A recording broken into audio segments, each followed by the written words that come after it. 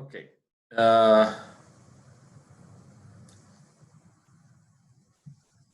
Let us begin.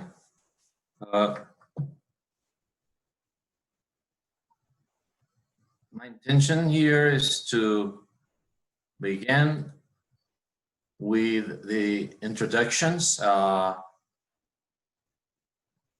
will begin. I will ask you to turn on the video and mute the microphone. Tell us your name, your stage, your position in your organization. Then you turn off the video and mute your microphone, okay? I will begin. My name is Fernando Camargo.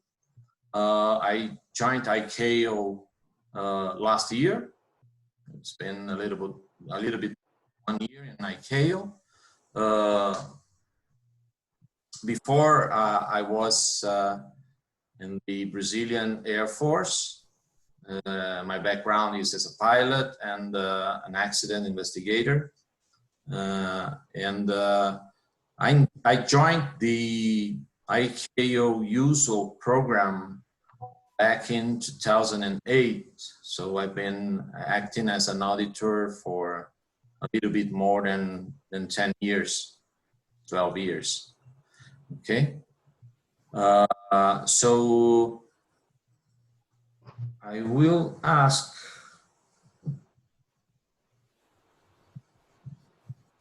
for us to begin the introductions with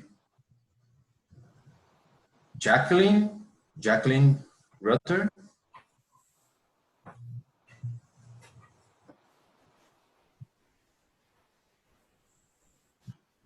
Hi, good morning. Good morning, Jacqueline. Okay. Can you see me? Start the video. Not yet. Oh, okay. Okay. Please, yeah. Okay, so I am, my role, I'm with the Jamaica Civil Aviation Authority. I have been there for the past 16 years, and I am a cabin safety as well as a dangerous goods inspector. Great. I cannot open I'm not managing to open the participant list to help me with that. You know, I have three screens here, but it is not easy to handle. Okay, so I will follow the sequence of my videos here. Santino Morley, please introduce yourself. Y'all can hear me? Yeah. Okay. My name is Santino Morley. I represent the Air Accident Investigation Authority of the Bahamas. I'm the airworthiness investigator. I was a mechanic by trade, which is over the last 16 years experience, general aviation, as well as heavy maintenance. That's about it. Okay, thank you, Santino. Okay. So let's move to Alicia Hackshaw. Hi, all morning. My name is Alicia Hackshaw. I am from Trinidad and I represent the Trinidad and Tobago Civil Aviation Authority, where I am a flight operations inspector, more than likely for helicopters over fixed wing. So that's what I do. You think, Alicia, great to have an helicopter here. Thanks. Okay. Frank. Well, if that's for Frank Hildrup, hello everyone. Frank Hildrup from the NTSB. My position, I'm in the Office of Aviation Safety as Chief Advisor for International Affairs. Thank you. Thank you, Frank. Hey, I'm sorry, Fernando. Could I say one more thing? Lauren Groth is trying to join as well. He's having some trouble. He might be able to join by phone. I'm not sure if there's any guidance you might have, if there's others that are trying to get in, but he's going to hope to join us too. Okay, yeah, we have two phone connections here. I don't know who they are, but we have. I have my assistants leading with the waiting room and connection. So just keep trying if cannot. Okay. Can you repeat the name so I can contact that person, please? Yes, it's Lauren Groth. Last name is Groff. Okay, I'll contact her. Don't worry. Okay, thank you. Thank you, Frank. Okay, Anderson, Kernan.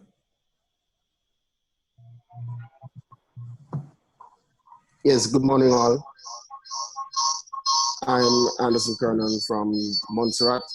I'm an air traffic control supervisor, the air accident investigation manager for Montserrat. Okay.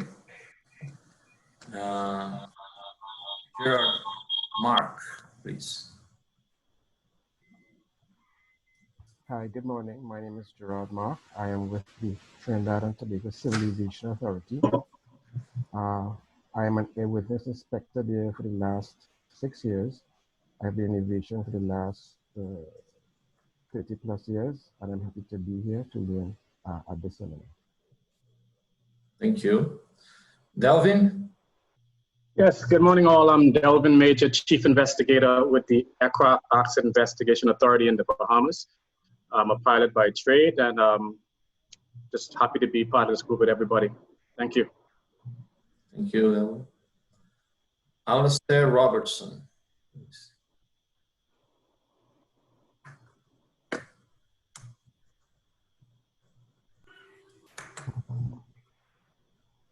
I will wait for you. Okay. Yeah, sorry, I had trouble unmuting. My name is Aleister Robertson. I work for the Civil Aviation Authority of the Cayman Islands, and my position is Director of Air Navigation Services. Okay, thank you.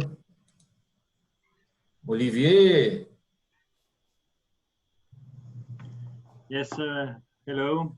My name is Olivier Ferrand. I'm from France. I work for the BEA, and I'm directly advising the director on strategy. Thank you. Yeah. Thank you. Cedric. Hi, good morning. My name is Cedric Desbarida. I am with the Civil Aviation Authority of the Cayman Islands.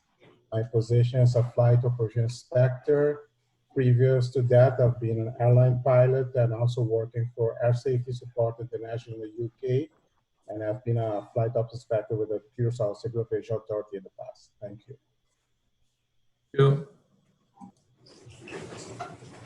you. Ewan? Good morning. I'm Ewan Tasker. I'm the Manager of International Operations and Major Investigations with the Transportation Safety Board of Canada.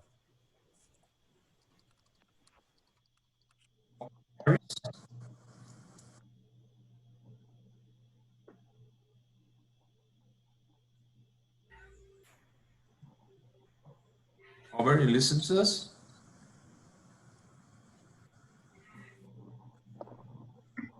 Yes, good morning. My name is Rob Harris. I'm representing the Civil Aviation Authority of the Cayman Islands. I'm currently an aviation safety officer, but in a previous life, I spent 25 years as an air traffic control officer, and I'm now currently in the Air Navigation Services Division. Thank you, Robert. Nicky McCoy. Good morning, Nicola McCoy here. I'm the Deputy Director General of the Netherlands. We have some problem with your audio. Can you hear me any better? No, maybe if you turn off the video.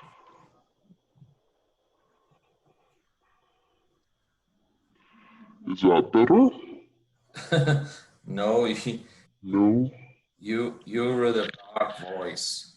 Nikki, this is Christine. If you try to unplug your headset and plug it back in, Lindsay had that same problem last week.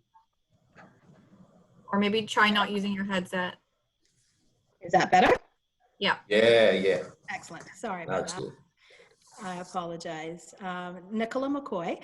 I'm the Deputy Director General with the Civil Aviation Authority of the Cayman Islands. And I've been with the authority for about 17 years, primarily responsible for economic regulation and administration. Thank you.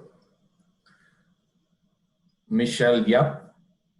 Oh, hi, morning. I'm with the Jamaica Civil Aviation Authority. I'm a flight operations inspector. I've had that position now for 3 years. And in my previous life, I flew as an airline pilot with Liat, Air Jamaica, and Caribbean Airlines. Thank you, Michelle. Okay.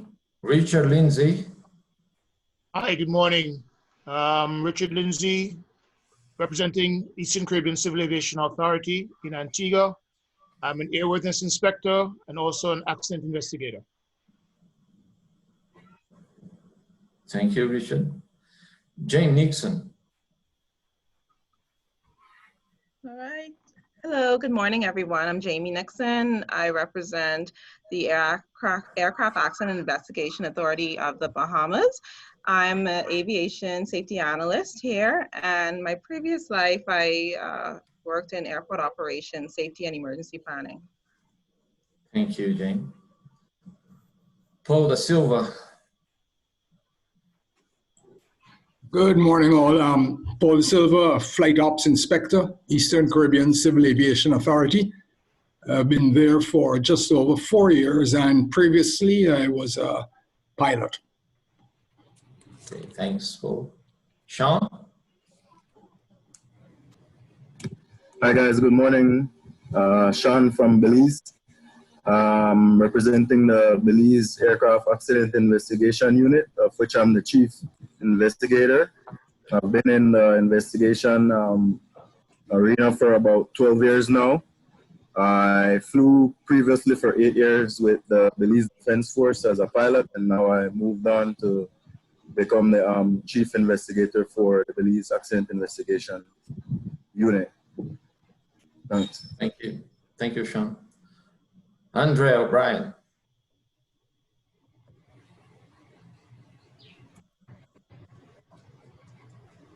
Andre? Good morning, everyone. Yes, my name is Andre O'Brien. I'm from the Trinidad and Tobago Civil Aviation Authority. I'm currently the Manager of Flight Standards. Thank you. Glenn Kelly. Yes, hello, good morning all. My name is Glenn Kelly. I'm the Unit Manager, Airworthiness and Registration with DCF Aruba. I'm also the investigator in charge for the Aruba Aviation Safety Board. Thank you, Glenn. Thank you.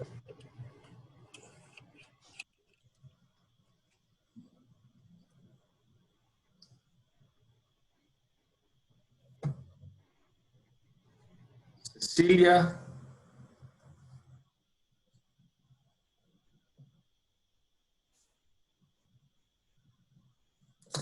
Cecilia? Yes, good morning. Yes, good morning. I'm Cecilia Pitar, representing the Kernan Authority. Presently, I'm the Assistant Airport Manager. Prior to that, I did air traffic control. Thank you.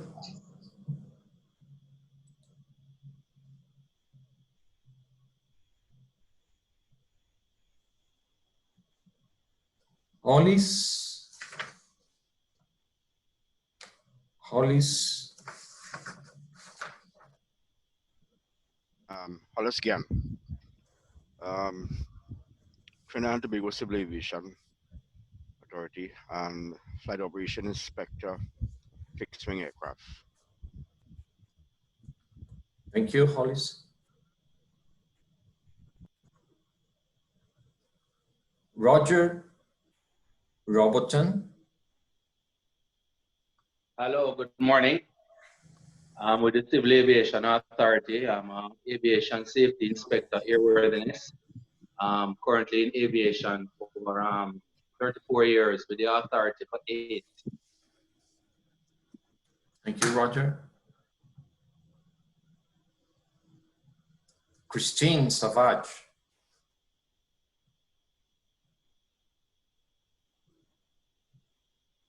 Hi, good morning. Not French, British. My name is Christine Savage from the Civil Aviation Authority in the Cayman Islands. I'm a technical officer of oversight planning here. Been here for 2 years. Prior to that, I worked for General Electric Aviation in Dubai. Okay, thank you, Christine. Lino.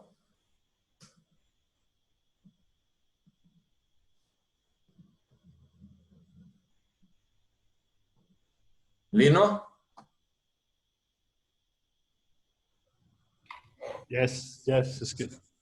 Good morning, everyone. I am Ruben Lino from ICAO NACC office, currently as AIG supporting expert since November and for 2 years. I belong to the Mexican Air Force.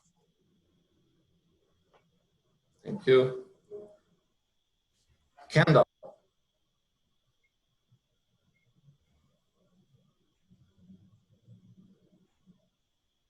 Kendall? Yes.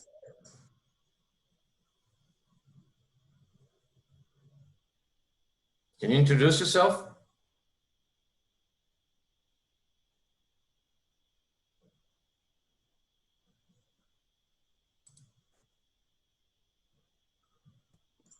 Hello, can you hear me? Yeah. Okay, good. Yes, my name is Kendall Dorset, and I'm with the Aircraft Accident Investigation Authority of the Bahamas. My present role is as the operations investigator, and I've been in that role for the past 5 years. Prior to that, I served as an air traffic control officer and also served as a commercial pilot. Okay, thank you, Kendall. Winston?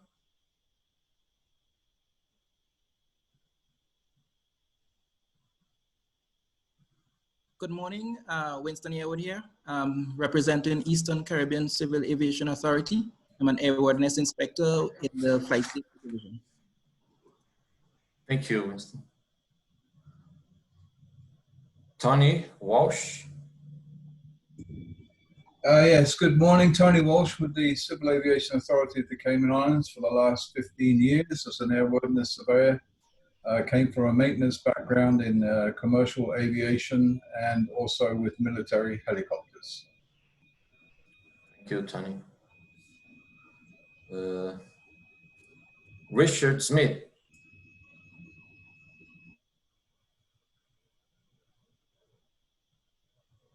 Good morning. Morning. Good morning, Richard Smith, the Director General of Civil Aviation, Cayman Islands, the background in air traffic control and a Boeing 737 pilot. Thank you. Elisha? Good morning. My name is Elisha Hilaire. I am representing the Dominica Air and Seaports Authority. I am the Safety Compliance Officer at the Dominica Air and Seaports Authority. Thank you. Sylvester?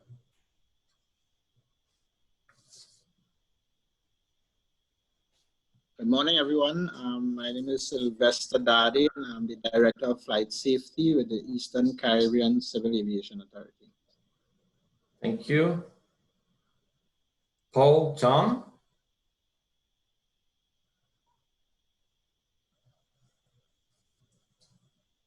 Administration of the United States, and I'm systems engineer supporting the safety and technical training organization. Thank you.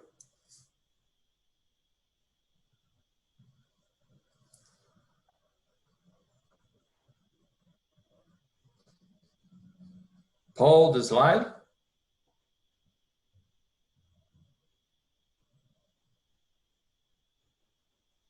Yes, I'm here.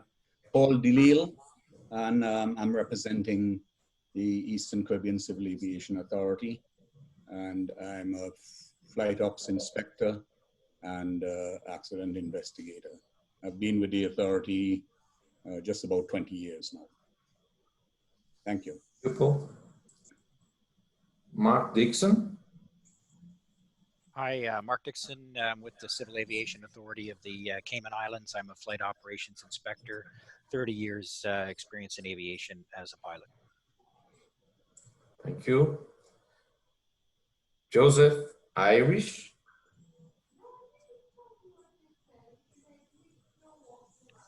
Good morning, one and all. My name is Joseph Irish. I'm the airport manager at the Johnny Osborne Airport. That is from 2017. Previously, I was the senior air traffic controller, and I started here in 1999 as an air traffic controller.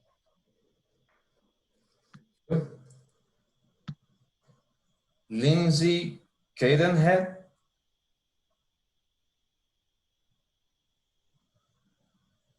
Good morning, Lindsay Clayton, Director of Air Safety Regulation.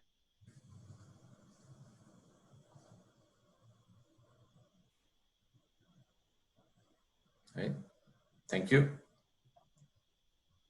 Richard Johns.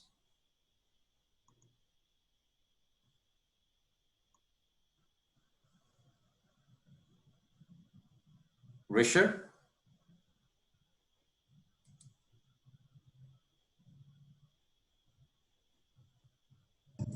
I'm with the Jamaica Civil Aviation Authority as a Senior Aviation Safety Inspector Airworthiness, and I do aircraft accident investigation as well. Okay, thanks, Richard. You're welcome. Lauren Groth. Yes, good morning. Lauren Groth, USNTSB, and the Chief Data Scientist. Thank you, Lauren. And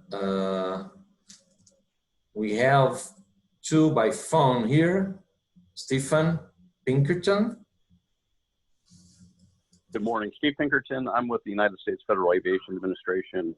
I'm with the Air Traffic Organization in the Safety and Technical Training portion of it. My title is I'm an Event Investigations Manager. We're air traffic safety investigators. So we do the accident and incident investigation from the air traffic side. Prior to that, I was the lead for the United States for the North Atlantic, and I also served in the Caribbean, South American ICAO regions for the air traffic procedures side of the house. I was the rapporteur for the North Atlantic Procedures and Operations Group prior, and happy to be on this morning. Okay, thanks, Stephen.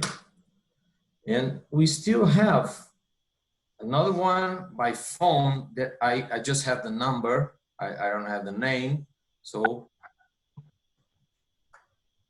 Yes, this is probably Joseph Simeone with the FAA International Program Office. Okay. Thanks, Joseph. Is anyone missing?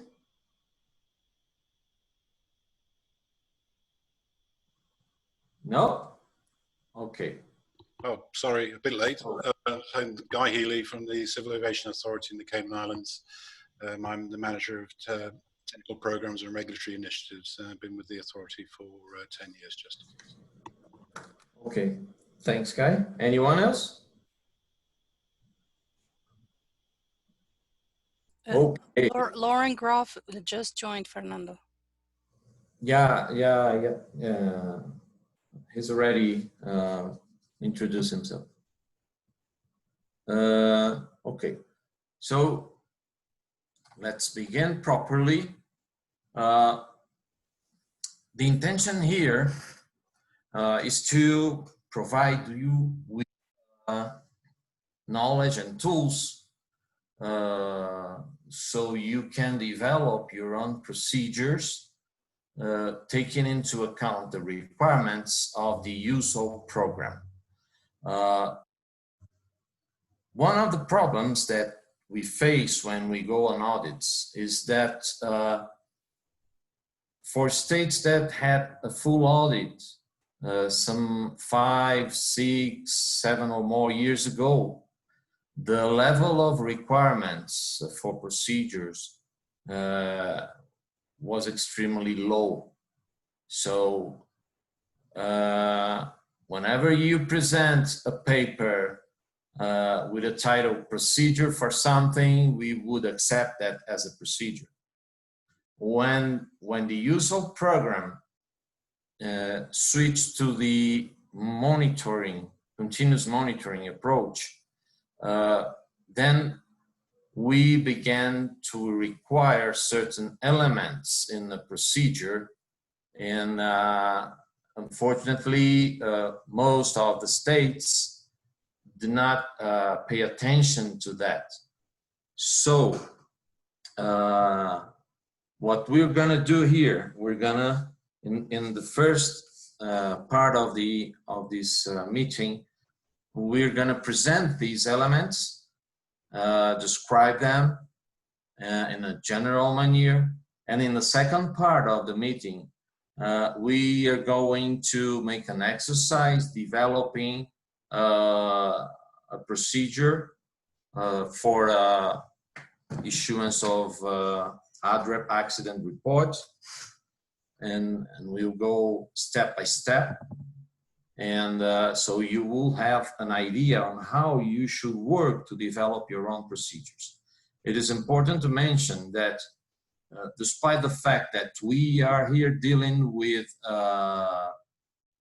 AIG procedure, the elements that we will present and that we'll explain, they are requirements for all the audit areas of the usual program. So even if you're here from the airworthiness or airport area, it doesn't matter. All these elements that we will discuss here will be required in an audit when you show your procedures, okay? Along the presentation, if you have any questions, you may unmute your microphone and ask. Okay, I will stop and explain, and I will do my best to end it at noon Mexican time. So we have 1.5 hours to run all the slides. Okay, so let us begin with the meaning of procedure. So if you go to a dictionary, procedure would mean a set of actions that is the efficient or accepted way of doing something, an order or method of doing something. I used to say in the audits that when you have a good and detailed procedure, it doesn't matter who will be performing that procedure, the result should be the same. So when we are talking about procedures, we need to think about someone that just joined us, doesn't have too much of experience, and maybe facing a situation where he needs to do a certain process. And if he has a good step-by-step list of tasks, he may be achieving a good result, the expected result. So a procedure is like an action plan, okay? It is like a roadmap that will prevent people from wandering around and getting lost and asking what to do or looking for more details on how to perform the tasks, okay? And by default, especially for the usual program, procedures should be written so that they can be followed easily for anyone. we use procedures basically to implement or to conduct processes that, as far as usual concern, is related to basically a standard, a recommended practice, or any sort of guidance. Remember, there's a huge mistake that people make, thinking that the usual program is about implementing SARP, standard and recommended practices. However, the program aims at verifying the state's capability for safety oversight. So the purpose of the program is not to check if the state implemented standards and recommended practice, but to check if the state has built a solid civil aviation system that ensures the appropriate safety oversight of the aviation activity. Okay, and that is why we have protocol questions requiring guidance, requiring elements that are not specifically standards of ICAO. Okay, because through the program, it is understood that for a state to ensure the appropriate level of safety in its operations, the state has to have a solid system, and that encompasses experienced, qualified personnel, comprehensive guidance, procedures to ensure that you will reach systematically the results that you are looking for, and everything supported by regulations that are promulgated under the appropriate scope of the primary legislation. So it is a whole system that is analyzed in the usual program. Okay. And basically, one other thing that I'd like to mention is that in the AIG area, procedures correspond to around 35% of all that is required by the program. So whenever you have good implemented procedures, you will achieve at least 35% of effective implementation under the usual program. Another point is that if you have well-defined, detailed procedures, you will avoid micromanaging. Whenever you have good procedures, solid procedures in your organization, management won't get preoccupied that things are being correctly done. Okay. And of course, procedures help everyone's life. So if you have a good procedure, you only need to follow the procedure and don't worry about anything else. The procedures need to be validated. So it is not that you just write down what you think that needs to be done, but you need to check if it works.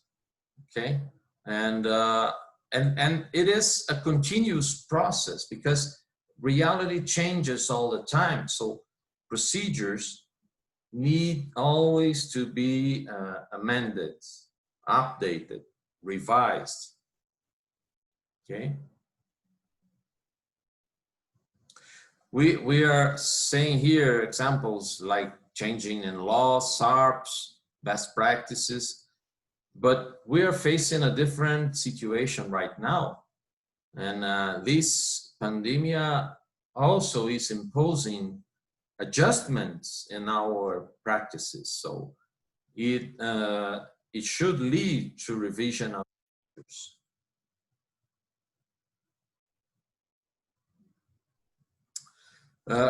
Each procedure established with a specific purpose, and when we're dealing with procedures that come out from protocol questions of the use of program, we are basically talking about some obligations that derive from being a signatory of the Chicago Convention, being an ICAO member state, okay? And we can see in the protocol questions the purpose of each procedure that is required. And you will notice that a great number of those procedures in the use of protocols are related to ensure something, okay? And we'll talk about it later, but this is an important clue on how you need to develop the procedure. So the procedure needs to be so detailed and with mechanisms of control that will ensure that you will reach the goal, the aim, okay? I was talking about the elements that began to be required after the change of the use of program. So basically those elements are who does what, how, when, and in coordination with whom. So basically an auditor expects to find out these elements in each of the procedures, okay? So when we talk about who, we're talking about a person, an individual that will be responsible for the task. So we're talking about the head of the accident investigation unit, the investigator in charge, the investigator on duty, the administrative officer, the assistant. So it is a person, it will represent a person, okay? We should not use the GCA will do this, the state A will do that, because we are not talking about the individual who will perform the task. So we need to nominate that individual in the procedure. What to do? What to do? We need to cover in details what needs to be done. So for each action, the procedure needs to identify the person, and in certain procedures, different actions and tasks will be performed by different persons. So person A will do this, then person B will do that, and person A will do that, and this needs to be step by step. And how you need to cover in the how. We, when we are in audits, we face procedures where the state assumes that it is logical that this would be done this way or that way, but that needs to be written in the procedure. For example, if the procedure requires contacting someone, you need to determine the means of contact. Will it be by phone, in person, by email, by letter? So there are different situations where we need to adopt different means. How? The level of detail should be that necessary to guarantee that each time the procedure is performed, the expected result would be the same, regardless of who is performing it. So this is about consistency. If you have a procedure for issuance of ADREP accident report, and it ended up that your procedure is not detailed enough, you may have someone sending an ADREP by mail. You may have someone sending the ADREP in the paper form, in eCares format file, in PDF file format. So you need to put that in your procedure how you're gonna do things. Another point that usually we don't find in the procedures is the timeline for the actions. So if you have a good procedure, you will establish timelines. Each task needs to be performed in a certain time. Otherwise, you will not ensure that you will reach the end of the procedure, because one may take forever to do a certain task. So you need to be reasonable when establishing timelines. I'll give you an example. You need to inform the state conducting an investigation of the presence of dangerous goods on board. If you take 2 weeks to do that, it will be useless, because the investigation team in the crash site won't wait 2 weeks to enter the crash site and begin the investigation. So this is a sort of information that needs to be provided really fast. Okay, so you need to establish a deadline for that information to be sent. And all the procedure for gathering the information needs to be adjusted to that deadline.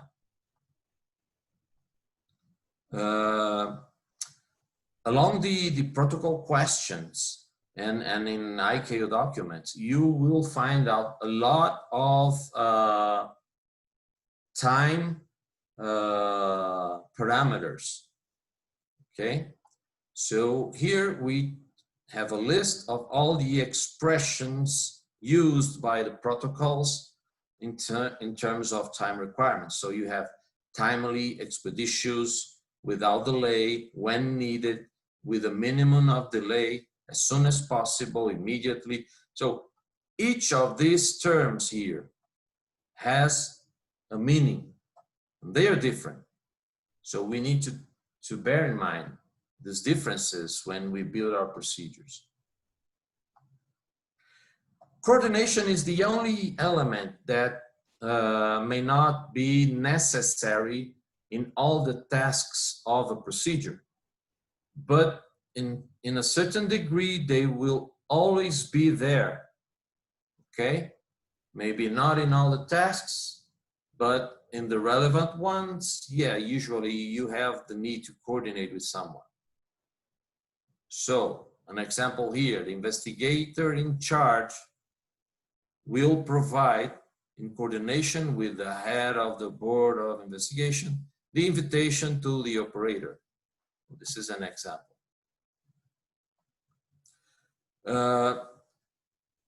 So we can develop procedure in an infinite different ways. So here we just try to give you a way, a tool for you to develop your own procedures. So the first thing to do is to identify the requirements related to that procedure that you were about to develop. Usually you find requirements in legislation, in regulation, in policies, standards. And here we're basically talking about the procedures that come out from protocol questions of use of program. okay?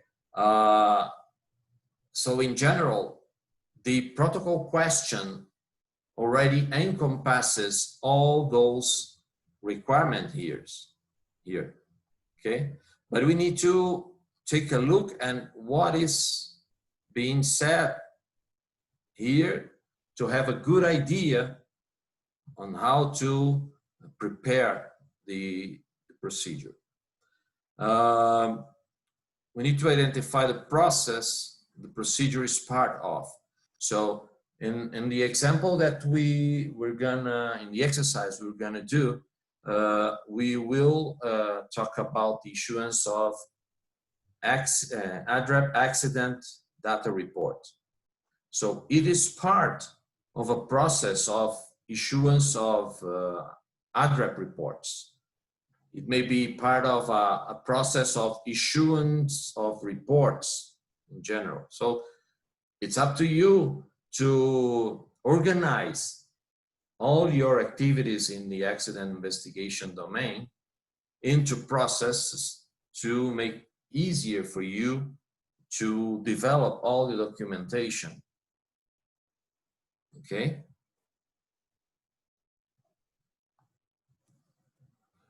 So, if you already have a way of doing what is required by the protocol question, the first thing I suggest you to do is to put on paper or to detail this process that you already have, this way of complying with these PQ requirements, okay? We have developed a template just as a tool to help you. You feel free to use it, improve it, change it, the way that that it would be tailored to your organization. But basically, this template will bring a number of the PQ you are developing, the name of the PQ, the process it is related with, and the reference that in our case here, we will adopt as a reference the PQ that requires the procedure we are developing. And then we put the elements that we need to cover. So who does what, how, when, and in coordination with whom. We put some spaces here for you to put notes. Here you may put, for example, the relation this procedure will have with other procedures or with other processes. And if you have attachments, for example, if you have a list of contacts, and then you may put it here, okay? So, but this is a tool to help you develop the procedure, okay? As I mentioned before, we have around 35% of the protocol questions requiring procedures. In fact, to be more precise, we have around 40 PQs that requires procedures and another 6 PQs that may be complied with procedures. So if you invest in your procedures, you will improve your EI significantly, okay? And we also have in the area of leg some PQs that will also require procedures, usually in a state level, but linked with the technical areas. Okay, this I've already mentioned before, is that the information that we have today in the OLF, in the system that we use under the USWAP, most of it is obsolete because it relates to the full audits conducted more than 5-7 years ago. So you have a lot of states that had the full audit 10, 12, even 13 years ago.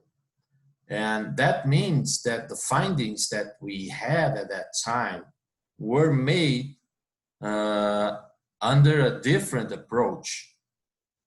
It is just like when you go to an audit, you take a picture of the situation. It is just like you had a picture with a black and white film, and now we use digital colored with a great quality pictures. So today we're able to take better pictures, and what we usually find when we go to a full audit in the states, even those that had a good EI in the past, is that the EI dropped significantly. Okay, so I recommend all of you, even those that have a good EI, to revise all your answers to your protocol questions, and when it comes to procedures, that you apply all the information that we are providing here to verify if your procedures would comply today and would be considered satisfactory today in an audit. I'm pretty sure that you will be surprised. Okay. So basically, I took all the information on the OLF related to the PQs that deal with protocols, with procedures, and I put that in an order of lack of implementation.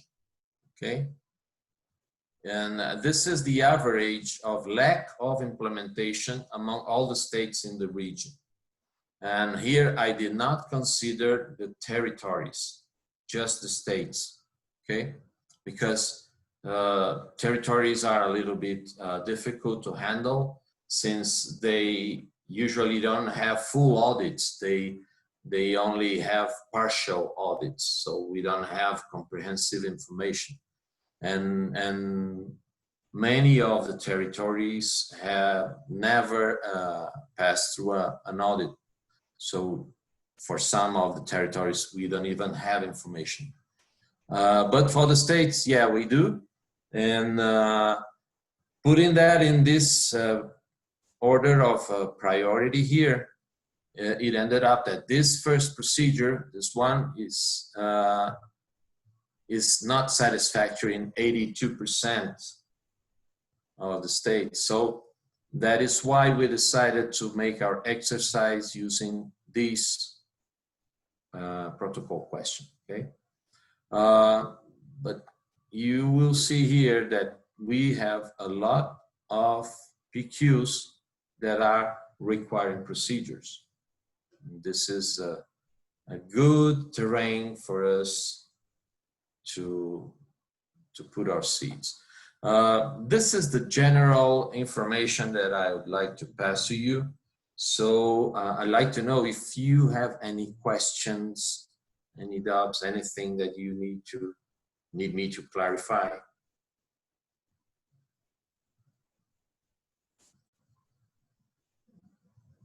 No? Okay. Alistair? Yes, I have a question. The Cayman Islands are a British overseas territory, and our accident investigation organization and responsibilities are carried out on our behalf by the UK AAIB. As such, when we came to do our recent OLF update, I think there were 3 PQs relating to AIG And so from our point of view, we believe that we comply, but certainly not in terms of that rather large list of PQs that you've just shown. And my take on that would be that that is clearly the responsibility of the United Kingdom, with whom we have a memorandum of understanding which covers their actions on our behalf. So presumably in this instance, it wouldn't be for the territories to have these procedures, but it would be for the UK. Is that correct? Well, this is not a straightforward approach. It is tricky. It depends on the level of autonomy of the territory. And so we have in the region different types of territories. So we have territories from UK, we have from France, we have from the Netherlands, and each one, and even among them, they have different levels of autonomy. So some of them have their own civil aviation authority. Some have only parts of services, or it depends on the particular situation of the territory. If the system for the investigation is all under the motherland, then the audits for the territories will be done by the audits made on the motherland. So they won't reach the territories. However, and that is why I say that it is not as straightforward. If you, for example, if the system counts on people in the territory to go to the crash site to begin collecting evidence, for example, then we are extending all the requirements for those guys in the territory. And that means qualification, experience, training, recurrent training, procedures, okay? So it will depend. It needs to be evaluated in a case-by-case situation. And this is usually done by ICAO headquarters, the OAS, the Oversight Audit Section in Montreal. So they analyze case by case and decide whether the audit will be conducted just in the motherland, or if the territory will receive an audit, and if the territory receives the audit, which areas will be audited. So we recently had audits in some Netherlands territories. I believe that we had a recent audit in Curacao. I think it was Curacao. And so it depends on the situation, but this is dealt with by the audit section in Montreal. So they decided how to do it, okay? Yes, my understanding is that the ICAO, when they come to do an audit, they will audit the United Kingdom, and then they may select one of the overseas territories to visit, just to double check, if you like, that the procedures and protocols adopted by the UK are actually reflected by the overseas territory. And again, they're selected, so they may not necessarily choose to do every element of the audit in the overseas territory. But in the case of AIG in particular, which is what we're talking about this morning, and what I think you're probably going to ask us to exercise our minds on in a minute, the issue there is that we have, as I said before, we have a contract with the UK for the provision of aircraft investigation, albeit there is a responsibility on the part of the territory for safeguarding of accident sites and information in the, for example, 48 hours that it might take the UK to send a team to the territory? Okay, yeah. I mentioned it depends on the characteristics of each territory. If in the case of your territory, it relies completely on AAAB, so it will be with them, okay? But anyway, if you have any participation on the processes, then you will also need to have procedures, training, and everything else. The only difference here is where the audit will be conducted to verify that, if it will be part of the UK audit or if you would have an independent audit for the territory. It seems to me that in your case, the audit is performed just in UK, and the territory is just complementary to the UK audit. Okay. Okay, thank you. No, you're welcome. Anyone else?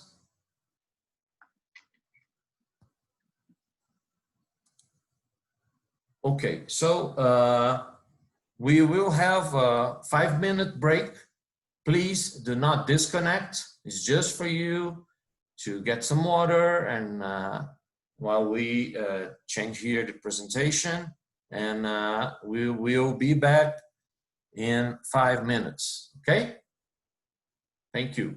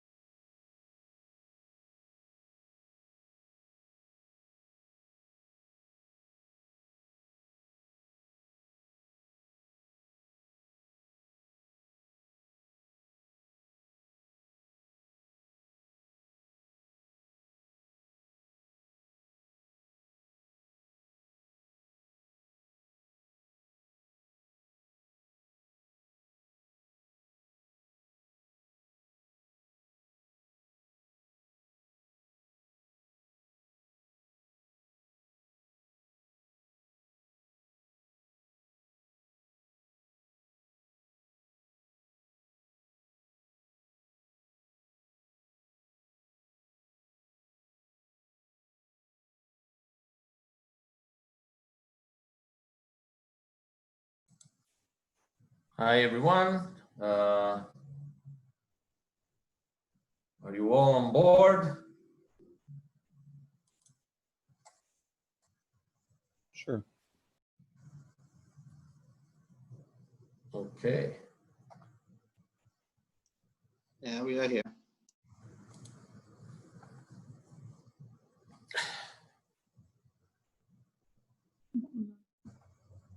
Hi, yes, I'm back as well. Okay. We're here. Great, great.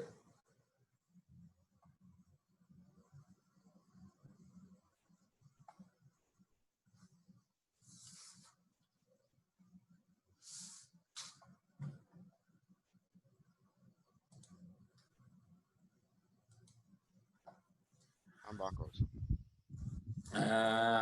I will assume that everyone is back on board, and we will move on for the second presentation, that is our exercise. Okay. As I mentioned before, although it is an AIG procedure exercise, it will serve for any area as a way of building procedures under the requirements of the use of program. So everyone is invited to join us, even those from other areas, okay? And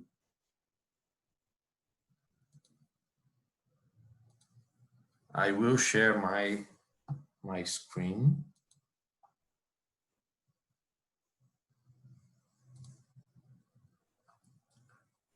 Okay, do you see my presentation? Do you see the screen?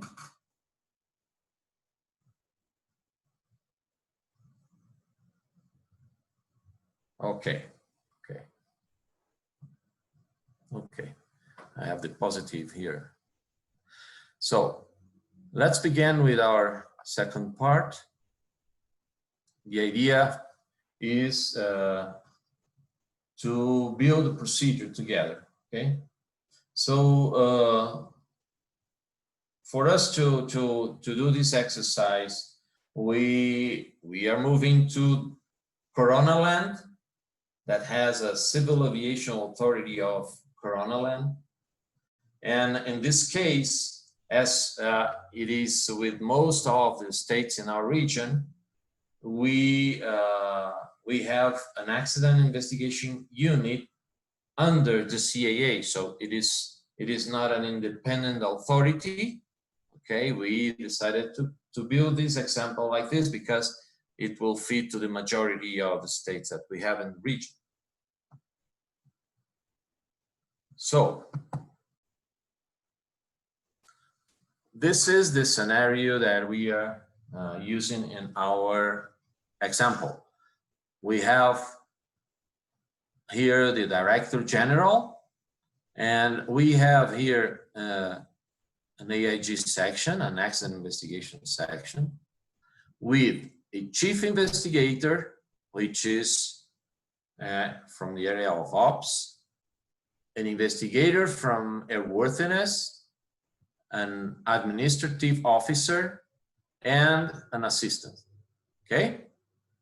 So imagine this organization that had all these departments, and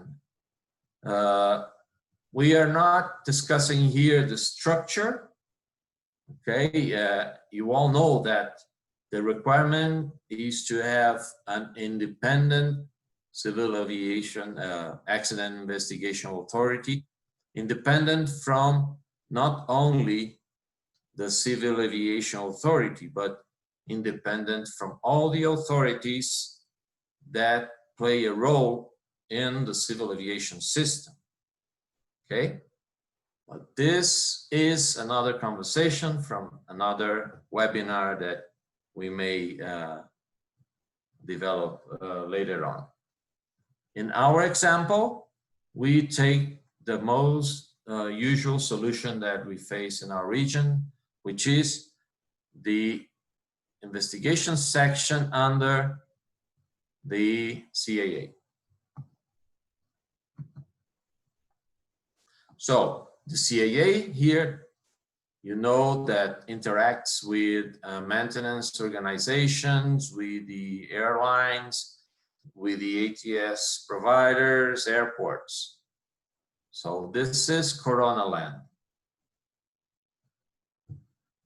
The protocol question that we are using for this example is the one that has the lowest lack of implementation, and it is has the state conducting the investigation developed and implemented procedures to ensure that it sends ADREP accident data reports involving an aircraft of a maximum mass of over 2,250 kilos to ICAO as soon as practical after the investigation. So this is the protocol question. So the first thing that we need to do, we need to gather all the relevant information that we will need to write down the procedure.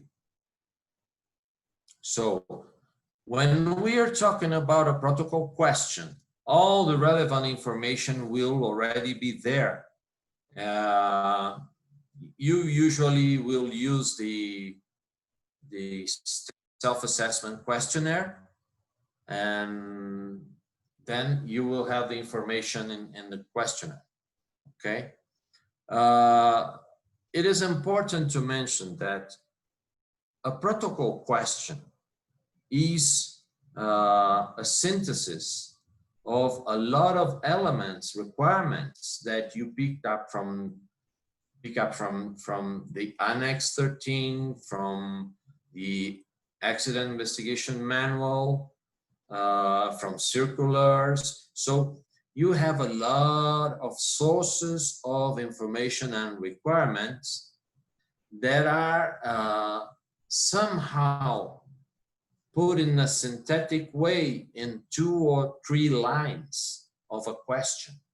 So you should always take into account that the question itself is not the requirement, but it represents a synthesis of what all of its requirements. Okay?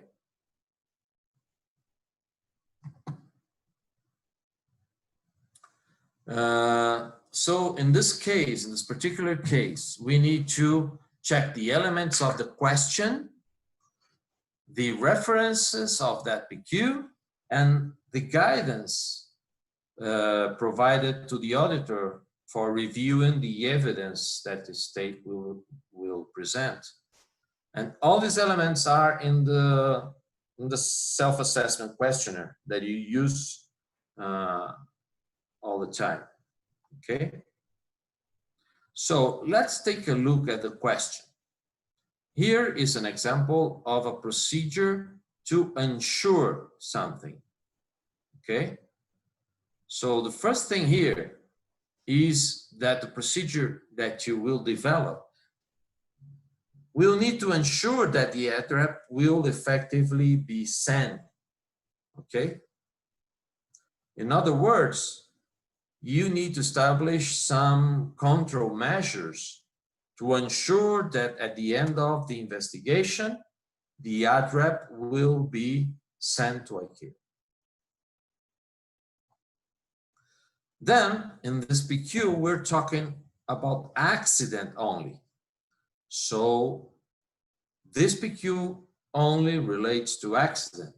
In other words, whenever you receive a notification, you will check if it's an accident, a serious incident, an incident, or something else.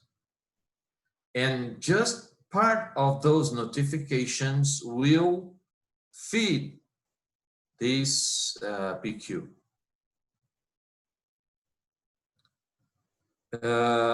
We're talking about data reports. So data report is issued after the investigation is concluded, and after the final report is made publicly available. And you will only prepare ADREP accident data reports for those accidents that involve aircraft with more than 2050.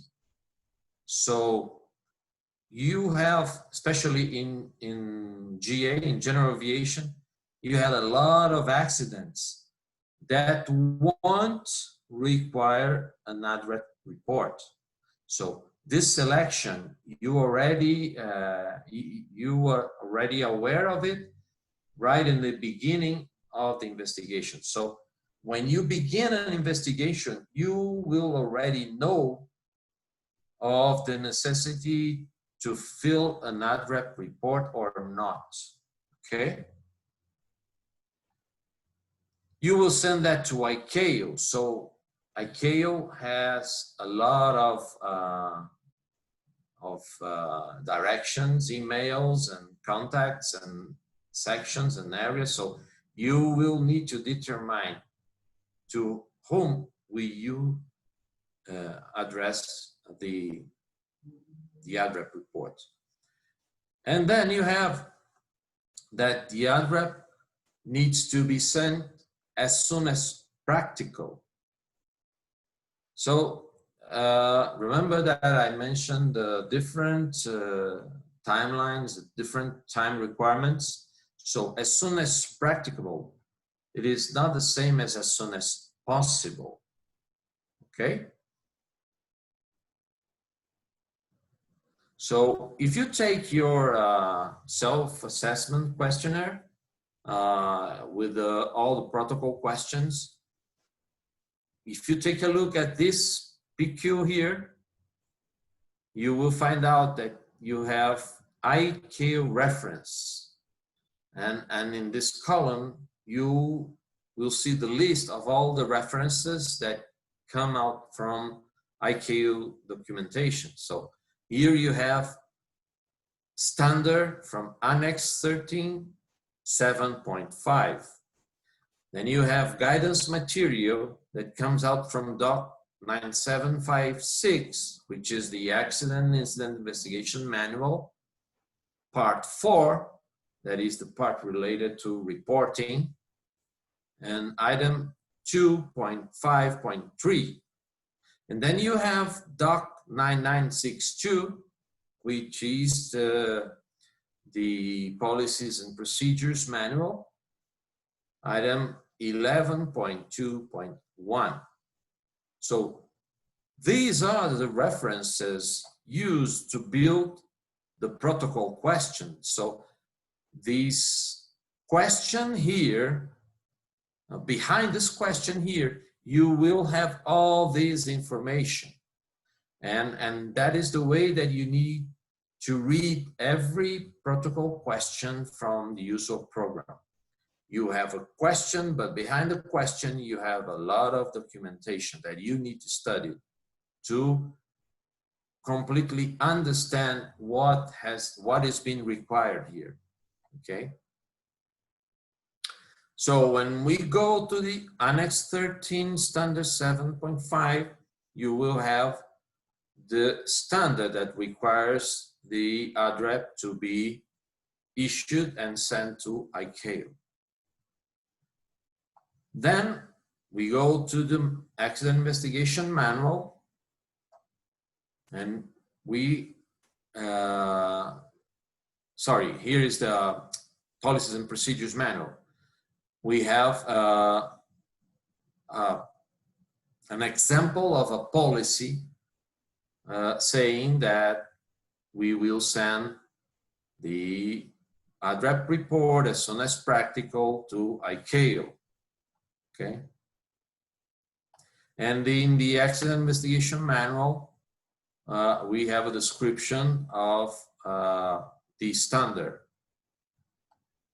Then we go back to the PQ, and we will have a guidance for review of protocol questions. So here is the revision of the evidence the auditor uses this to make the assessment of the evidence that you will provide. First of all, review the procedures. And when reviewing the procedure, the auditor will check if it contains the who, does what, how, when, and in coordination with whom. And then you will have the revision of copies of dispatched accident data reports and dispatch dates. Why is that? Because we're talking about as soon as practicable. So we need to check the dates to see if it complies with this time constraint here, okay?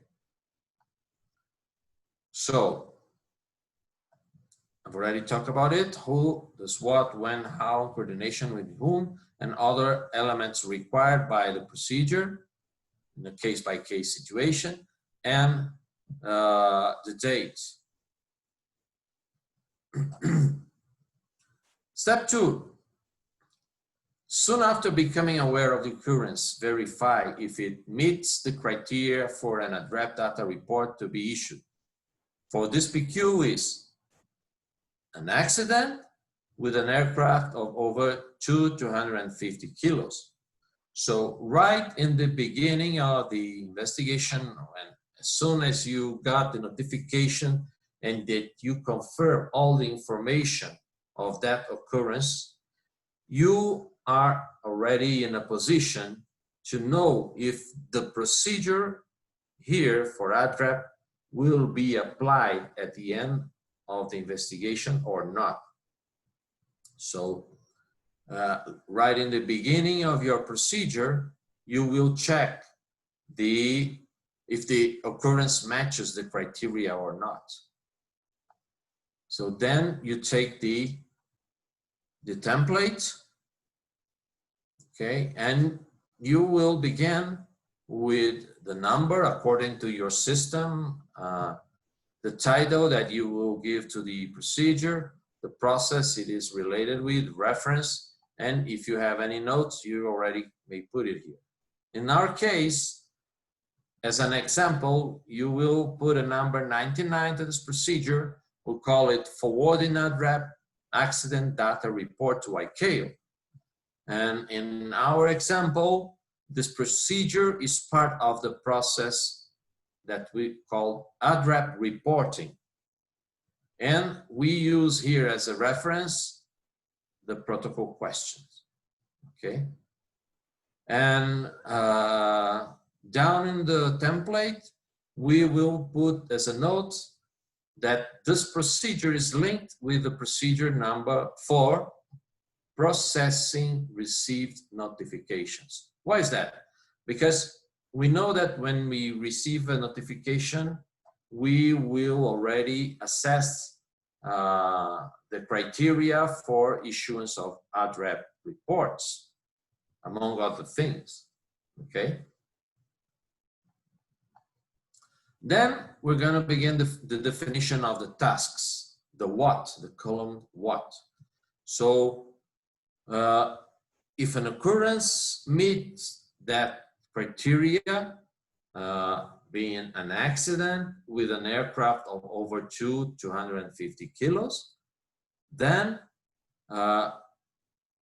we will need to register the occurrence into the eCare system. We will need to feed that register in eCares with all the information coming from the investigation. We will need to generate the ADREP data reports. We will need to forward the report to ICAO. We will need to file the forwarding message and the confirmation of receipt by ICAO, and then we will close the process, okay? These are the tasks that I foresee for this procedure. In each of your cases, you may have additional tasks to put in here, okay? Depending on the characteristics of your system. Or you, instead of closing this process here, you may link this procedure with another procedure from another process. It will depend on how you do things in your system, okay? Once again, this is an example of Corona land. So if we go back to the template, we will just put those tasks here. Then we need to determine who is going to take care of each of these tasks, okay? You may have different people here, and you usually have. So who will act for those tasks? Let's take the registering of the occurrence in eCares, okay? Our first step here, who's gonna take care of it? You may assign this task to the investigator in charge, to one of the investigators, if you have a team, or anyone else in your organization, okay? You need to select. It will depend on your organization. Remember that in our case, we have 4 people in our unit: the chief, the airworthiness investigator, we have the administrative officer, and we have the administrative assistant. So in our case, we will assign this task to the administrative assistant.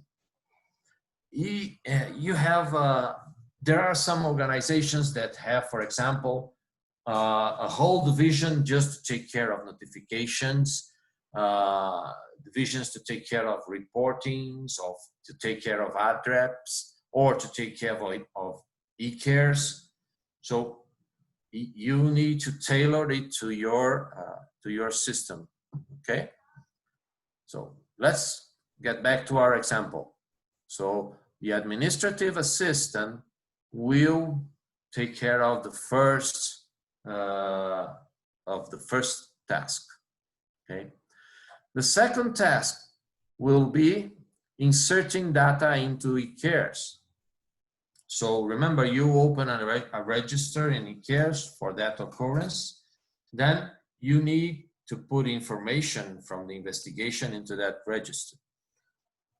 Once again, you may have the investigator in charge, another investigator in the team, if it's a team investigation, or another staff. So in our exercise, we will assign this task to the investigator in charge. Why is that? Why we put the first one to an assistant and the second one to the investigator in charge? Well, since Corona Land has a person here to take care of administrative tasks, creating an occurrence in eCares is a simple task. It's a simple task. It is just taking the information available from the notification and put in the eCare system. So anyone could do that. You don't need an investigator, a qualified investigator that has a lot of other things to do, just to generate a register into the eCare system, okay? So this is why we assign that to the assistant. But here, feeding the eCares database with the accident investigation information is something that it would be more practical if assigned to someone that is part of the investigation. So here in our example, since we don't have a team, an accident investigation team, and we have just the investigator in charge, and he is conducting the investigation. So we assign this task of feeding the e-cares, we assign to the investigator in charge, okay? So this is the sort of rationale that you need to use when you are developing your procedure. Who would be the best people to develop the tasks that you foreseen for the procedure? Then the third task would be generating the ADREP data report. So you once again have the options here, and we will select the investigator in charge. Then who will be responsible for forwarding the report to ICAO? And in our exercise, it will be assigned to the assistant because it's just sending an email. Anyone can do that. Then the next step would be filling the forwarding and confirmation messages. Administrative assistant, filing the forwarding and confirmation messages. So you send the email, then you will store it, you keep it in some folder, okay? This is also, you won't need a qualified investigator to do that. And then closing the ADREP data report process. This we will assign to the investigator in charge. You may ask, why not live with the administrative? Well, here you may, but here we decided to put the investigator in charge due to the need to check if everything was completed and the checklist for the accident investigation is completed and signed and dated. So he will be in charge of this, okay? In Corona land. In your state, you may do differently, okay? So this is the column for the who. Now let's move to how. Our first task, register the occurrence in cares. So this is the administrative assistant that will do. So you need to insert the information available from the notification into an in-cares register created for that occurrence. So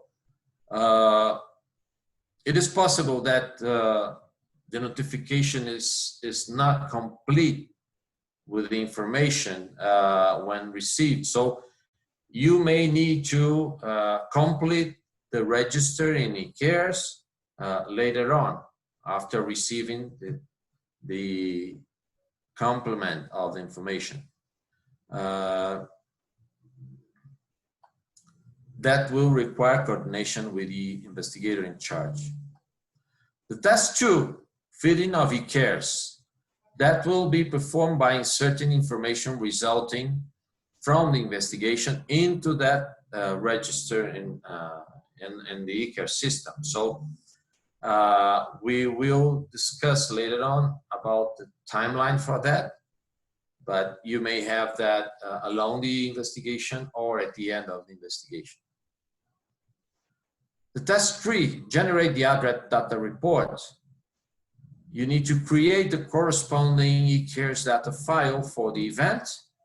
I am in our example here, we assume that Corona land uses the e-care system.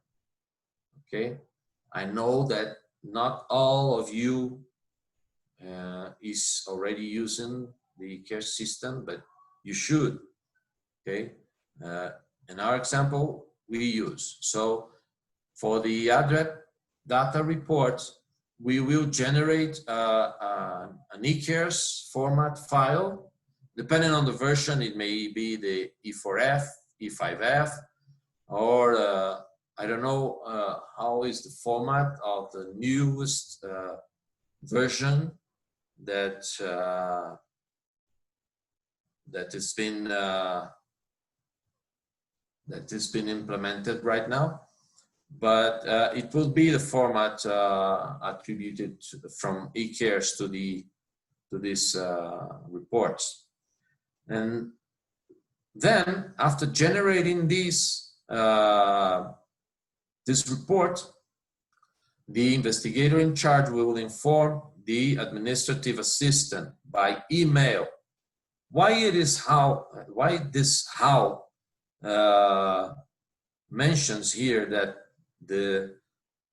the investigator in charge will inform the administrative assistant by email, because the next step will be forwarding these files to ICAO, and it will be in charge of the administrative assistant.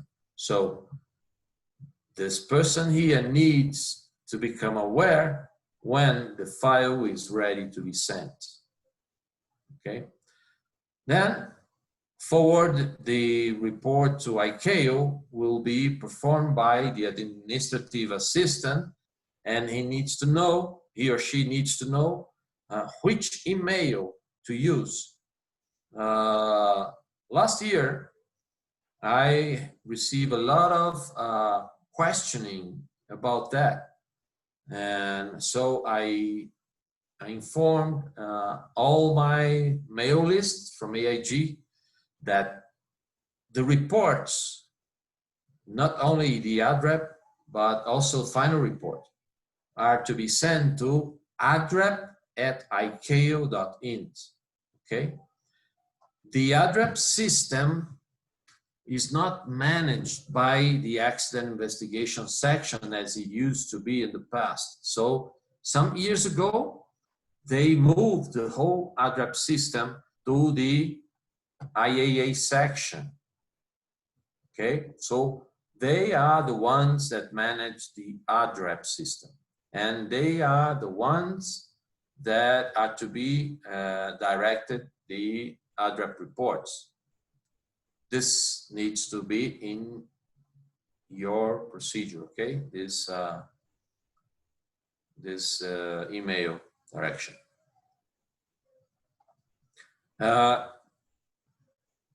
Another thing that I was questioned last year is regarding the feedback from ICAO confirming receipt of the reports.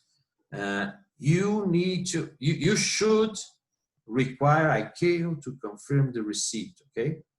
They should confirm receiving each report that you send. And if you send a report and you don't have a feedback from them, send an email requiring the feedback, asking if they receive or not, and insist on that, because they are supposed to inform you, okay? Okay, going back to task 5, file the forwarding message and the confirmation of receipt. So here you will, in our example, you will save the ADREP, the eCares format file in the eCares system. It is already there, but since you sent email, you may want to generate PDF files for both the email message and the ADREP itself, okay, and save it in another folder. And you may also want to print it and have a hard copy in a documental folder of the occurrence. Then you have the final task, that is close process. That means completing, dating, signing, and saving the checklist of the occurrence in the secure server, soft copy, and documental folder, the hard copy, where you put the original document. Remember that you should have a checklist for every investigation. So you will ensure that all the steps that need to be done in that investigation are completed. So this is a way of verifying the compliance. Okay, so when you the sending of the ADREP will be the last step of the investigation process at all. After that you will follow up on recommendations and so on, but you may consider the investigation as a process over after sending the ADREP. Okay, so this will be the column how. Then we go to timelines. And here is one point of not compliance for most of the states and most of the procedures. Okay, because it was not required in the previous phase of USO program 10 years ago, but it's been required since we changed to the continuous monitoring approach, CMA. So for the first task, register the occurrence in NCCARES. We will assign this a deadline of 10 working days after the receipt of the notification and after verifying the occurrence meets the criteria for ADREP data report. Why 10 working days? So one thing that you should always take into account when developing procedures is to know what the timelines are for, what actions shall be taken after this task that you are developing right now. So in this case, you will open a register in the eCares, but what comes next for this register? You only use that register at the end of the investigation. So there's no hurry for you to put a time here, 1 day, 2 days after receiving notification, because you won't use that for anything else then later on the ADREP. So, well, in fact, you'll be using for the ADREP preliminary report, but it is 30 days after the occurrence. So when you receive the notifications, you have probably the busiest period of the investigation when the investigator in charge needs to go to the crash site, and you need to contact people to gather evidence. So this is a period of the investigation that you need to relieve as much as possible the investigation team from all not urgent or all not urgent tasks. Okay, so we assign a 10 working days deadline for this task to be performed. Okay. Task 2, feeding of the eCares occurrence. Here you may have two options. You may have the option to be feeding the system, the eCares, along the investigation. So whenever you have new information, you log into the eCares and feed in that occurrence. Or you may have to, you may decide to do everything at the end of the investigation. So it will depend on the system you have. In general, if you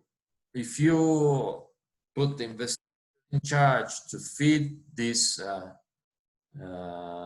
register, it will be easier if this guy may distribute this workload along the investigation.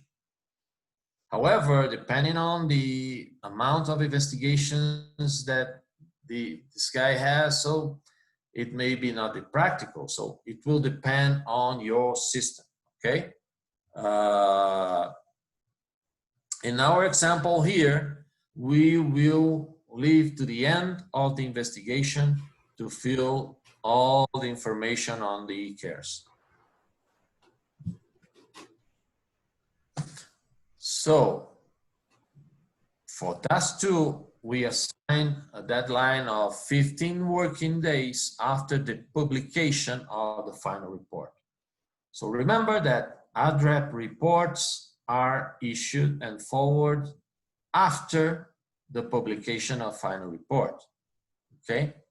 And in our case here, we consider publication as making the final report publicly available via internet, okay? And here, another note is that the deadline must be linked with the procedure dealing with the publication of the final report, okay? So you are in here a deadline that is related to another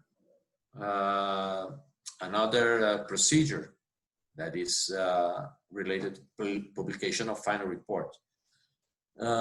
This is somehow like project managing. When you have dependent tasks, one needs to wait till the other be completed so you can begin. This is the same approach that you have here. Task 3, generate the ADREP data report. This is for you to enter the system and generate the file, the e-cares file. This will be done in up to 3 working days after feeding the occurrence record. Task 2, okay? So the investigator in charge will inform the assistant by email immediately after generating the report. Remember that we put that in our how, that the administrative assistant will be informed by email when the file is ready to be sent. So, task 4, forward the report to ICAO in up to 5 working days after being informed by the generation of the report. So the investigator in charge will generate the file from e-cares, will inform the assistant, the file is here, ready to be forwarded to ICAO. And the assistant will have 5 working days to send the email. Why so long? Well, you only put short times when needed, okay? There's no need for you to put pressure in this task because this information of the file won't be readily used by ICAO. This will generate the graphics, the statistics, and that is done from time to time. So that is why you don't need to put here 1 day, 2 days immediately or something like that. So you may use a reasonable period of time for the task to be completed. Okay. Task 5 is filing the forwarding message and the confirmation of receipt, if available. Then you assign 5 working days in our example. Okay. Once again, here I say that you should always request ICAO to confirm receipt. They should inform you, they should provide you feedback on receiving reports, okay? And the last task, close process. we are assigning up to 5 working days after forwarding the report. Okay, so we're talking about the checklist and that needs to be filled, dated, and signed, and that will represent the close of the process. This is the when column, and then we go to the coordination. So in each procedure, there will be tasks that will require coordination, but not all the tasks may require. So you need to put only on those that you effectively need coordination. For task 1, the registry being open in the e-cares, the administrative assistant will coordinate with the investigator in charge. So he or she will take the information from the notification, will open this register in e-cares and inform the investigator in charge. The second task, the feeding of e-cares, whether it is being done along the investigation or at the end of the investigation, does not require any coordination. So the investigator in charge will do that alone. The generation of the ADREP data report needs to be performed in coordination with the assistant. So the investigator in charge, after generating the file, will inform the assistant that it is ready to be sent. Forwarding the report to ICAO will be coordinated with the chief investigator and the investigator in charge. So the assistant will send the report to ICAO and then will inform the investigator in charge and the chief of the unit.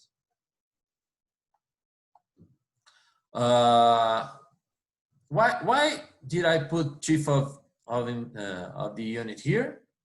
Does anyone have an idea?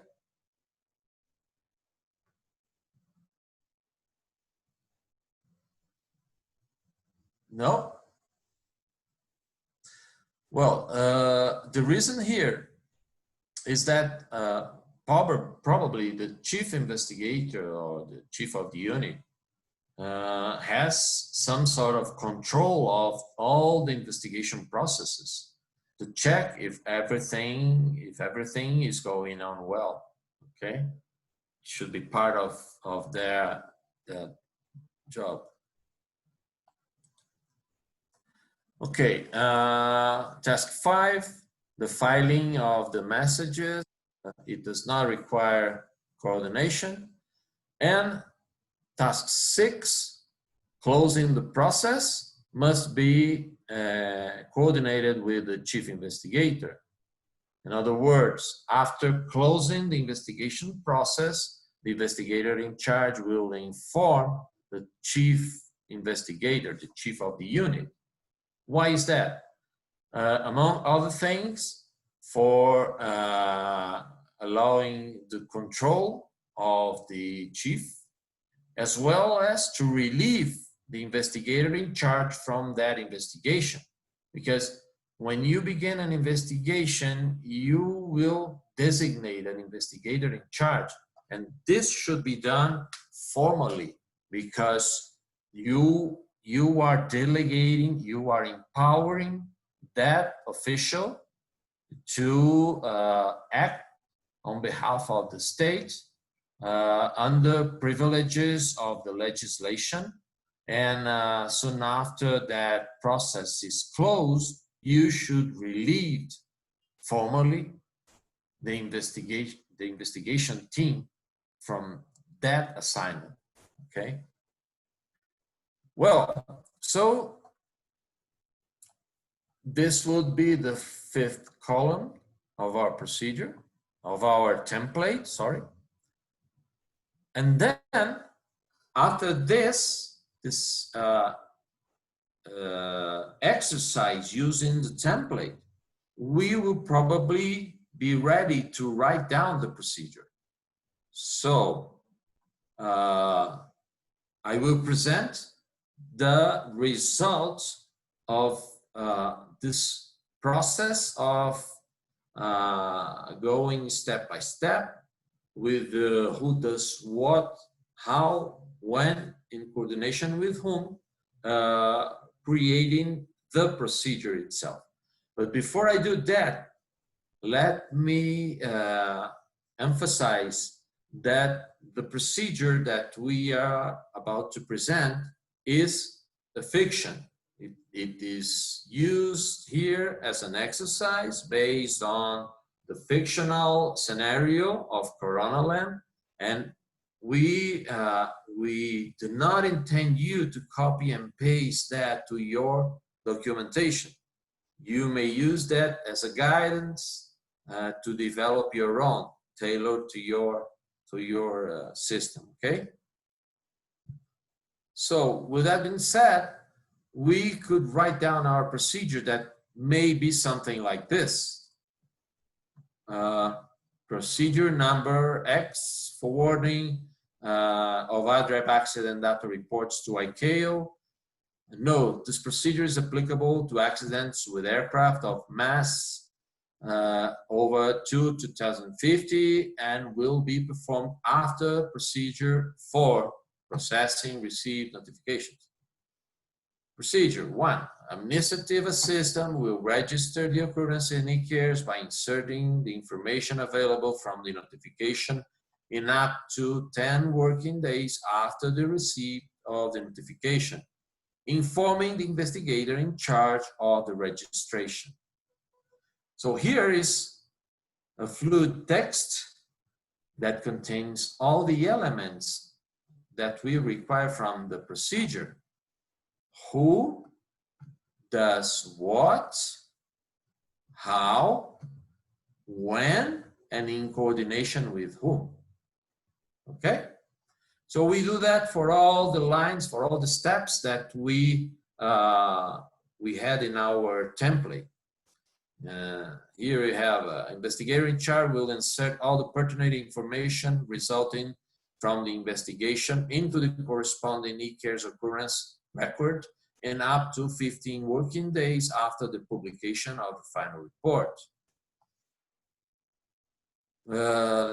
Step 5, the administrative assistant will file the forwarding message to, and if available, the confirmation of receipt from ICAO in the electronic folder of the occurrence PDF format to be saved in the secure server of the section, as well as in the documental printed hard copy folder of the occurrence in up to 5 working days after the forwarding of the report or immediately after the confirmation of receipt from ICAO, whichever comes first, okay? So these are the steps. This is a way of systematically developing procedures, taking into account the requirements that we have in the usual program. Does anyone have any question, any doubt, any suggestion that could share with us? I would open the floor for you.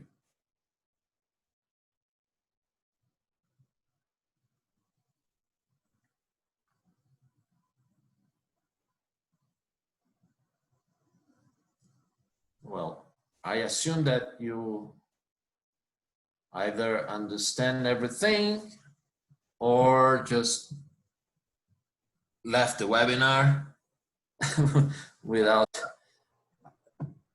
advising us. Anyway. Good afternoon again. It's Paul DeSilva here from Eastern Caribbean Civil Aviation Authority. Do you have available a sample of the ICAO online initial ADREP? Initial ADREP? Yes, the form I'm talking about, it's referred to as occurrence reporting form, first notification / update occurrence report form. No, I don't have it here. Yeah, I know you're talking about the notification form. Yes. Yeah, no, I don't have it here.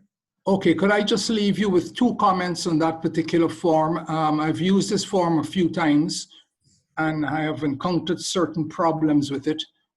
As you know, most of the form is drop-down menus. When you go to the state of occurrence section, not all the states are listed. I think they should be, because an accident could happen in any state regardless of whether or not it's a member of ICAO. And that's one of the problems there. There's one state in particular, a member of ICAO, that is not in that form, and that state is Dominica, the island or the Commonwealth of Dominica that joined ICAO just over a year ago. And further down, if you go to the drop-down menu that has the state of the operator as its header, if you enter the United States, when you exit that section, it tells you choose again. I've encountered this problem and reported it several times to ICAO. I don't know, maybe you could pass it on to them? Yeah, could you please send me an email with all this information? I will contact them to pass them this problem, and I'll follow up on this. Okay, sure. Just confirm. Yeah, let me take this opportunity to say that whenever you have any problems, any difficulties, you can send to me, and I may contact them to clarify, or you know, I have been in recently in Ukraine. I made an audit in Ukraine this March, right in the beginning of the pandemic. I was there, and they showed me a problem with Annex 13. The Russian version has had a different paragraph, an extra paragraph in one of the parts of one attachment. No one was aware of that, and they showed me that, and I got so puzzled. So I sent that to ICAO, and they discovered that was an issue generated into the translation phase. So it was a problem with the translator that put something else.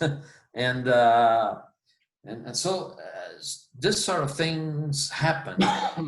I just realized 2 days ago a problem with one of the ICAO references in one of the PQs. So we are constantly trying to improve the system. And so whenever you have any problems, any issues that you found out, please send it to me, and I will move forward and follow up on that with headquarters. Okay. Okay, thank you. Sean from Belize. Okay, Sean, please go ahead. Yeah, I'm sorry, Paul. If you want to finish, I just wanted him to know if I could be next in line. Next. You finish it, Paul? Yes. Sorry. Yes, I am. Yes, I am. Sorry. Yes. My question, Fernando, was more along the lines of the method of developing a procedure, and I thank you because I've been in this investigation business and talking about procedures for quite a while, and it seems that there's no one way that each of our countries can agree on how to come up with procedures. The biggest concern in this, or my question, I guess, would be, is this method of developing a procedure, for example, this is pretty straightforward with the ADREP procedures. Has this method been shared with the ICAO audit team, the USO audit team? Because in some instances, I can see where you pointed out there, and being from an English-speaking country, it's a little bit different from the Spanish-speaking countries, because what I've noticed is that sometimes we would come up with a procedure just in the way that you have developed it there, but when the auditor comes, it seems each auditor has a different understanding of the guidelines, and some may question whether this procedure is enough. I firmly believe that it captures everything: who, what, when, where, and in coordination with whom, and it puts it neatly in a sentence.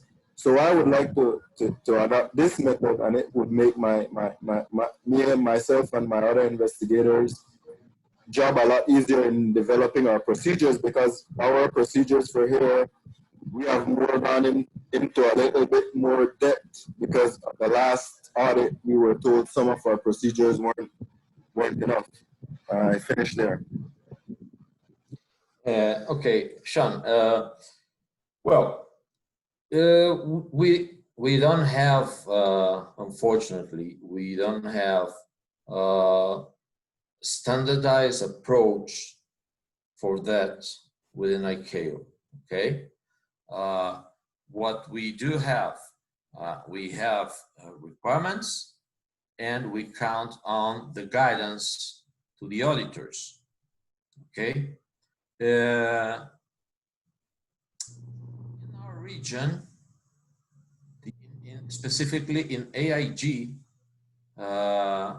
we are just 2 auditors. Okay. And one, myself and Horacio La Rosa from Argentina. And apart from that, what you may have occasionally is the chief of the audit section, Nicola Rallo, or the deputy chief, Robertson, that when necessary handle AIG, because they were former AIG, but they are usually not in a position of doing AIG anymore due to the amount of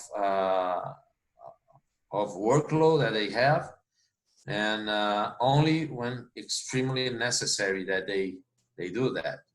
And so probably most of your states were audited either by myself or by Horacio.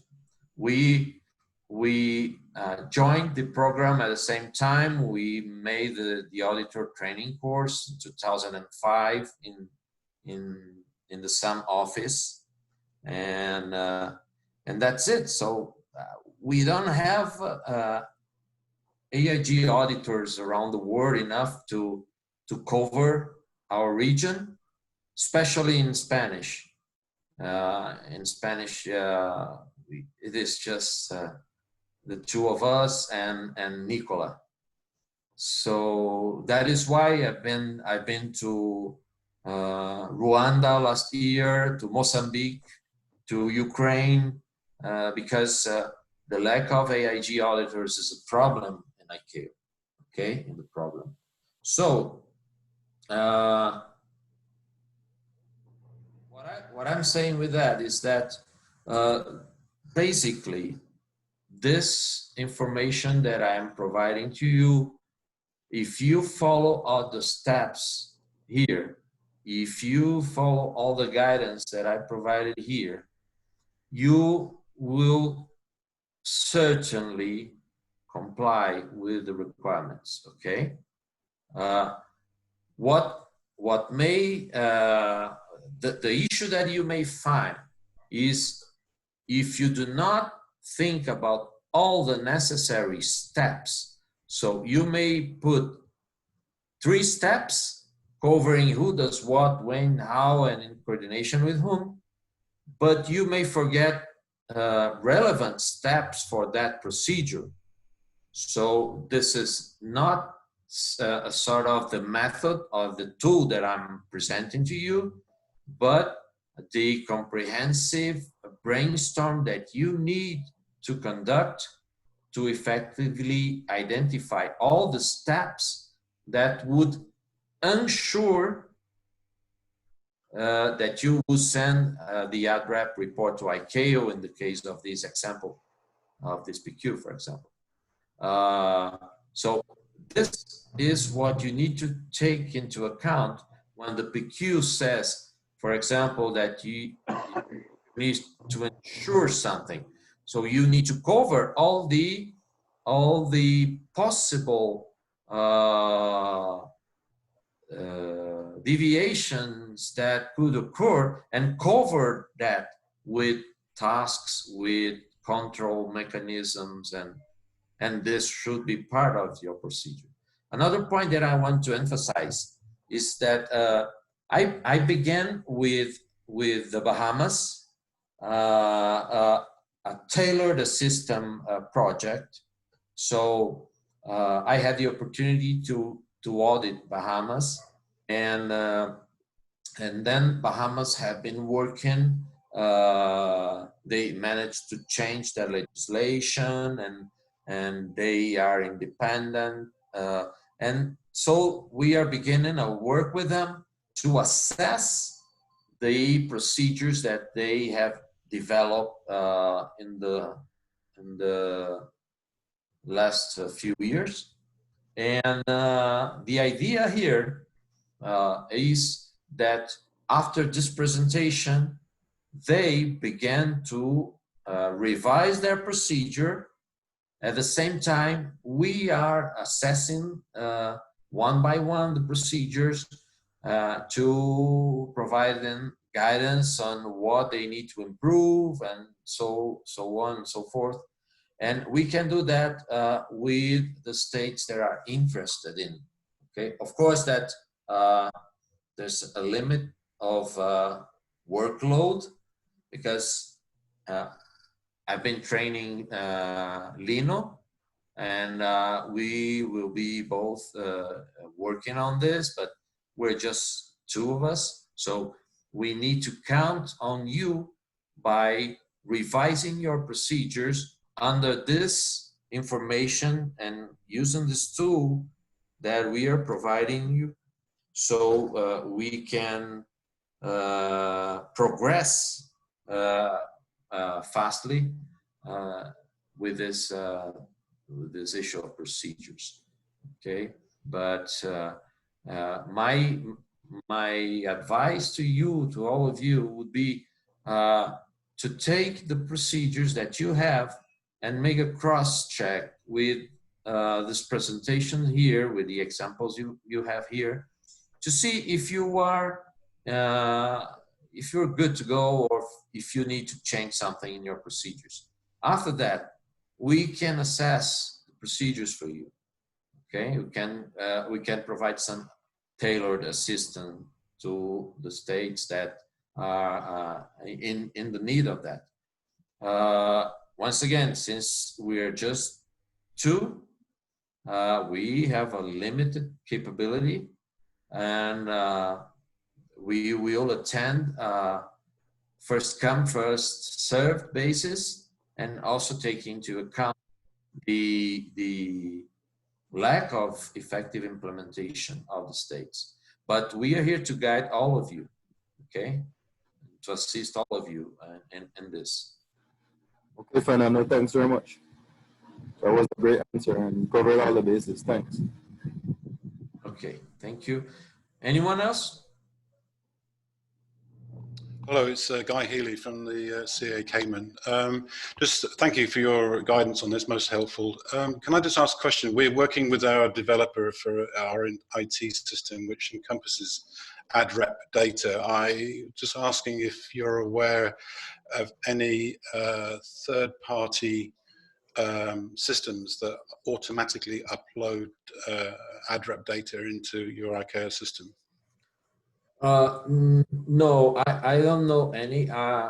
When I was in the CENIPA in Brazil, I began developing one system to do that, our own system to integrate with the eCares, because eCares was developed to interact with other systems, with other local systems. The idea was that each member state in the European Union could maintain its own system and use ADREP as a common interface. So they could exchange information among all the states in European Union. And but I'm not sure how is the system right now, because the system was developed initially by the Joint Research Center in Italy, and recently, I think 1 or 2 years ago, they passed all the eCares system to EASA. So EASA was developing the new version of the system, and I'm pretty sure that it is completely different from what we used to have in the past. So I'm not sure the system is going to come, and how would it interact with other systems. You may look for something like that in Europe. They may probably have that because eCares was created to integrate. So you probably have something like this in some state in Europe, but I personally don't know any. Okay. Okay, thank you. Anyone else?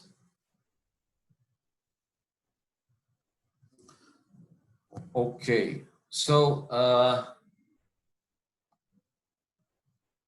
I would just finish by saying that we will put this presentation in our secure portal in the group NACC AIG REF.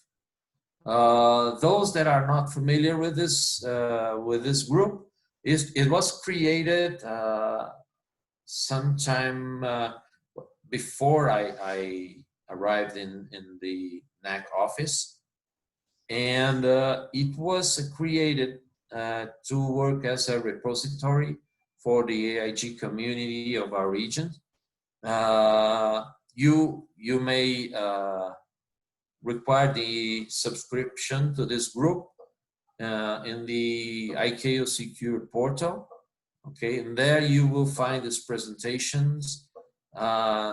This video, this meeting will probably be put available in the ICAO YouTube.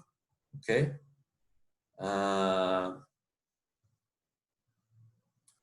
And apart from this, I'd like to say that we in NACC, the NACC office, we are developing our regional safety plan, and the plan is following the model that was developed in headquarters, and it is to be data driven. So we need to collect data on accidents and serious incidents from all the states in our region.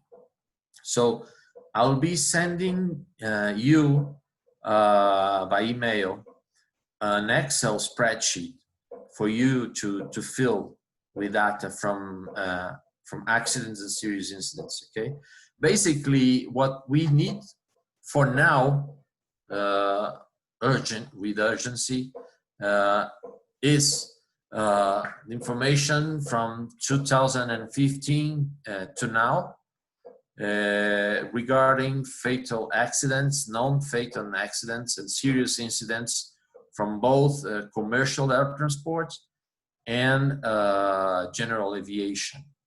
Okay, so I will providing you with an Excel spreadsheet and asking you to fill it and send me as soon as possible.